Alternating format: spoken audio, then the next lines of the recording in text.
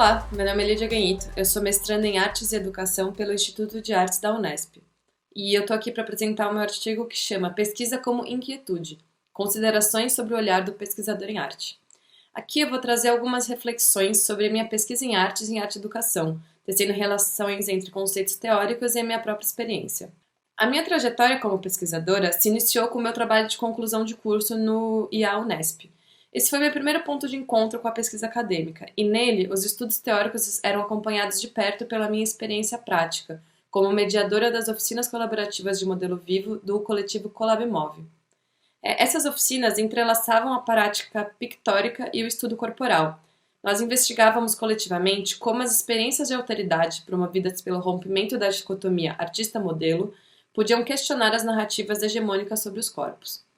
Foi nessa época que eu descobri Rancière e a sua proposta de emancipação intelectual a partir do princípio da igualdade das inteligências, e também do conceito do educador como um mestre ignorante, que é chamado assim não devido à falta de conhecimento, mas sim porque abdicou do saber relativo à ignorância, e assim dissociou o ensino que pratica do saber que possui.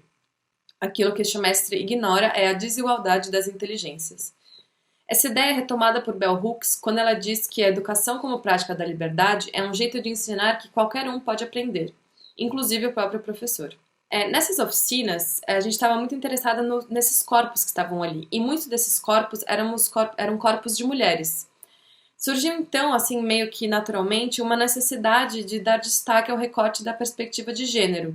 E aí eu comecei a minha busca por referências que me ajudassem a compreender os contextos históricos e culturais que constroem as narrativas acerca do corpo, apontando as relações de poder que as regem.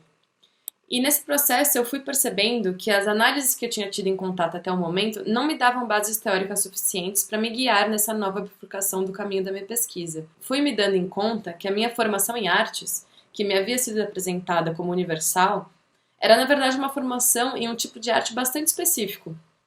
Uma das referências fundamentais para essa descoberta foi a tese de doutorado da Luciana Loponte, onde ela afirma que a história universal da arte e da cultura é, na verdade, uma história particular, que se vale de uma falsa neutralidade para sistematicamente privilegiar um determinado modo de ver como o único possível.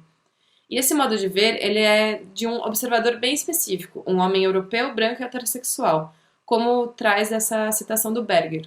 Na tradição das pinturas a óleo europeias do nu, o protagonista nunca é pintado, ele é o espectador diante da imagem, e presume-se ser um homem. Tudo é endereçado a ele. Tudo deve parecer ser o resultado de ele estar lá.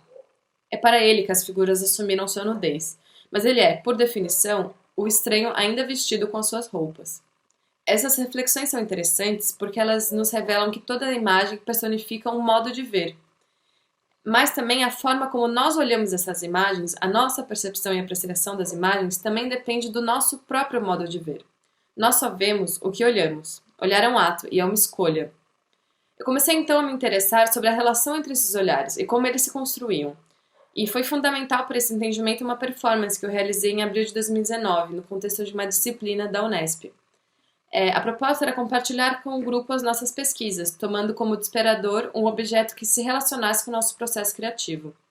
Quando eu planejei a performance, a minha ideia era apresentar o objeto caderno. Então, eu convidei os meus colegas a se sentarem em roda e me coloquei no meio do círculo, com o meu caderno de desenho e uma caneta. Eu olhei diretamente para a pessoa à minha frente e comecei a fazer um desenho cego. Essa prática de proibir a pessoa que desenha de olhar para o papel, obrigando a manter os olhos fixos no objeto ou no corpo que está sendo desenhado, convida a pessoa que desenha a se desligar do resultado e se concentrar no exercício do olhar. E assim eu segui, de pessoa em pessoa, até ter um retrato rápido de cada um dos participantes na roda. Quando os meus olhos encontravam os olhos desenhados, vi que muitos deles tentavam sustentar o olhar, espelhando esse meu olhar fixo. Mas também havia pessoas que focavam os olhos no papel, tentando observar o processo de materialização da figura que se formava, a sua própria imagem. E foi aí que eu percebi que o meu objeto não era o caderno, nem mesmo os desenhos. Era essa troca de olhares entre quem desenha e quem é desenhado. E foi aí que percebi que o meu objeto não era o caderno, nem mesmo os desenhos. Era essa troca de olhares entre quem desenha e quem é desenhado. E isso me fez pensar que aquilo que aconteceu com essa performance pode, e talvez deva, acontecer também em nossa pesquisa. Nossos objetivos iniciais são apenas dispositivos disparadores. É importante deixar a pesquisa seguir autônoma e nos permitir explorar caminhos outros, não somente os que já haviam sido previamente demarcados. Nessa performance, ao ser desenhada, a pessoa abandonava o lugar de espectador e se tornava, por alguns instantes, também performer. Eu vi que havia curiosidade, mas também um certo incômodo com esse processo de inversão de posições. Os olhares me relatavam uma surpresa pela vulnerabilidade da exposição ao coletivo, mas também um interesse por se ver pelo olhar do outro. Também eu me senti muito vulnerável, sendo observada por quase 30 pares de olhos enquanto desenhava. Ao realizar essa performance, sem saber, eu estava seguindo à risca a fala de Bell Hooks, de um texto que eu ainda não tinha lido na época, onde ela afirma que, nas minhas aulas, não quero que os alunos corram nenhum risco que eu mesma não vou correr, não quero que partilhem nada que eu mesma não partilharia. Quando apresentamos nossas pesquisas, nós estamos nos colocando sob o escrutínio do outro. A pesquisa, assim como o desenho e a performance, também traz à tona as nossas vulnerabilidades e inseguranças.